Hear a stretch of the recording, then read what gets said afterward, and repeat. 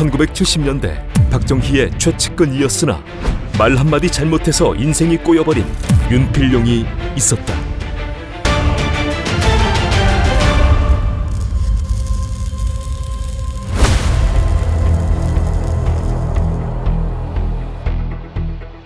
때는 1954년 오사단장으로 근무하던 박정희는 아래에서 군수참모로 근무하던 648기 윤필룡이라는 인물과 인연을 맺게 되고, 이후 윤필룡을 꽤 마음에 들어 했던 박정희는 7사단장, 1군 참모장, 군수기지 사령관 등 새로운 보직을 맡을 때마다 참모장, 보좌관, 비서실장 등으로 윤필룡을 데리고 다녔다.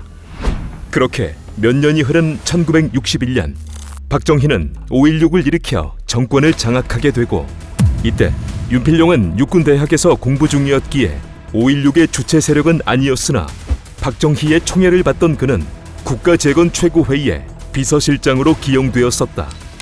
이후에도 박정희의 총애를 받던 윤필룡은 1968년 648기 중 가장 먼저 별을 달았고, 육군 방첩 부대장을 거쳐 맹호 부대장으로 월남에도 다녀왔으며 1970년에는 수도경비사령관으로 임명되었다.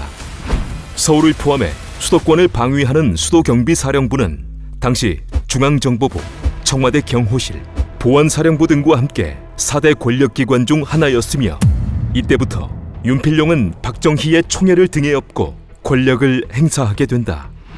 박정희와 자주 독대를 하기도 했던 윤필룡은 국방부 장관, 육군 참모총장 등 군의 주요 보직과 장성급의 인사에도 관여했고, 또한 그가 장군들의 진급 명단을 올려보내면 그대로 통과된 적도 있었기에 명절이 되면 중장과 대장급의 군 선배들 상당수가 윤필룡을 찾아 인사를 하기도 했었다. 때문에 사람들은 윤필룡의 수경사를 가리켜 필동 육군본부라 불렀으며, 또한 당시 2인자로는 김종필과 이후락 등이 거론되었으나 세간에서는 윤필룡을 향해 청와대 밖에 있는 대통령이라고 부를 만큼 그의 위세는 대단했었다. 그런데 1973년 4월 그렇게 잘나가던 윤필룡이 갑자기 수경사령관직에서 해임되고 업무상 횡령, 군무 이탈 방조 및 비호 등의 혐의로 징역 15년형과 추징금 2,600만 원을 선고받았으며, 또한 그를 따르던 수경사 참모장 9명에게도 징역 2년에서 15년형이 선고되었다. 그리고 심지어 별 2개였던 그가 이등병으로 강등되어 옥살이까지 하게 되었는데, 20년 가까이 박정희의 최측근으로 권력을 누리던 윤필룡에게 대체 무슨 일이 있었던 것일까? 그 시작은 윤필룡이 술자리에서 내뱉은 말 한마디 때문에 시작된 이른바 윤필룡 사건 때문이었는데, 사건의 발단은 유신선포 직후인 1972년 10월경이었다. 1972년 10월의 어느 날 윤필룡은 당시 중앙정보부장 이후락, 박정희의 골프 파트너 신범식 등과 술자리를 하며, 이제 박정희는 노쇠했으니 물러나고 후계자는 이후락이 하면 된다는 말을 몇 차례 하게 된다. 그리고 몇 달 뒤 박정희와 골프를 치게 된 신범식은 한 코스를 돌고 난 뒤 박정희와 담소를 나누다 이러한 말들이 소문으로 나돈다며 박정희에게 말했고, 이에 박정희는 아직 노망나려면 멀었다면서 처음에는 대수롭지 않게 생각하는 듯 했으나 골프를 마친 이후 박정희의 표정은 굳어 있었다. 그리고 골프를 마친 뒤 아까 했던 이야기가 누구 입에서 나왔는지를 물었고, 이에 신범식은 무릎을 꿇으며 말하기를 망설여 보지만 결국 총을 겨누는 경호실장 박종규의 겁박에 못 이겨 윤필룡이라는 말을 하게 된다.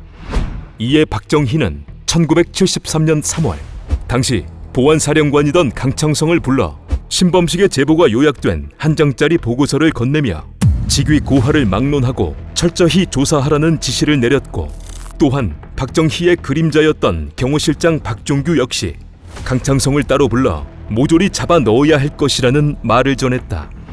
그렇게 윤필룡 사건의 수사를 하게 된 강창성은 윤필룡이 이후락, 신범식 등과 어울려서 술을 마시다 박정희의 건강과 후계자를 거론하며 이와 같은 말을 했던 게 사실이었음을 확인했다. 보통 문제가 아니라고 판단한 강창성은 자신과 육사 동기인 윤필룡에게 이 내용을 전했고, 이에 윤필룡은 술김에 한 말이라 호소하며 박정희에게 말을 좀 잘해달라 부탁하게 된다. 이후 강창성은 중간 보고를 하며 박정희에게 윤필룡에 대한 선처를 부탁해 보았으나 권력에 있어 박정희는 냉정했다.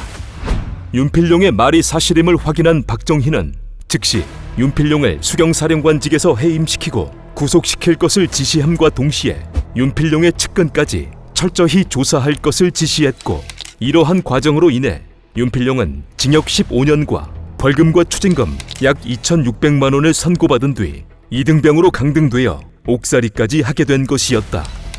그리고 윤필룡을 따르던 군 간부들 역시 업무상 횡령, 특정범죄 가중처벌법 위반, 군무이탈 등 8개의 죄목으로 구속되었고, 그렇게 윤필룡 사건은 마무리되는 듯 했으나 사건은 또 다른 쪽으로 번지게 되는데, 윤필룡 사건을 수사하던 강창성은 과정에서 윤필룡이 뒤를 봐주고 있는 군부의 비밀 사조직 하나회를 알게 되었고, 그대로 두었을 때는 문제가 되겠다 판단해 하나회를 없애려 했다. 이후 강창성을 통해 하나회의 실체를 보고받은 박정희는 윤필룡의 뒤를 봐주고 있는 하나회와 하나회의 수장인 전두환에 대한 조사를 지시했고, 이에 따라 하나회 소속 장교들이 대부분 수사선상에 올랐다. 이렇듯 윤필룡 사건으로 인해 하나회의 수장이었던 전두환은 군에서 내쫓길 위기에 처하게 되는데, 이때 전두환은 5.16 이후 국가재건 최고회의 경호대장과 민원비서관으로 친분이 두터웠던 경호실장 박종규에게 도움을 요청하게 된다. 결국 박종규가 나서 전두환은 위기에서 살아남았으나 손영기를 비롯한 하나회 소속 장교 10명이 구속되었고 31명은 예편되었으며 24명은 인사이동되었다. 또한 민간인으로서는 하나회 소속 육사 11기와 가깝게 지내던 제1은행 차장이 해직되었고 대한일보사의 사장도 자리에서 물러났다. 이렇듯 윤필룡의 말 한마디 때문에 윤필룡 본인을 포함한 수많은 군인들이 옷을 벗어야 했고, 당사자인 윤필룡은 1973년 구속되어 2년간의 옥살이를 하다 1975년 형 집행정지로 석방되었다. 그리고 윤필룡은 1980년 들어선 전두환 정권에서 한국도로공사 사장, 노태우 정권에서는 한국전매공사, 한국담배인삼공사 이사장 등을 지냈으며 1995년에는 자유민주연합 상임고문 등을 맡으며 여생을 보내다 2010년 세상을 떠나갔다.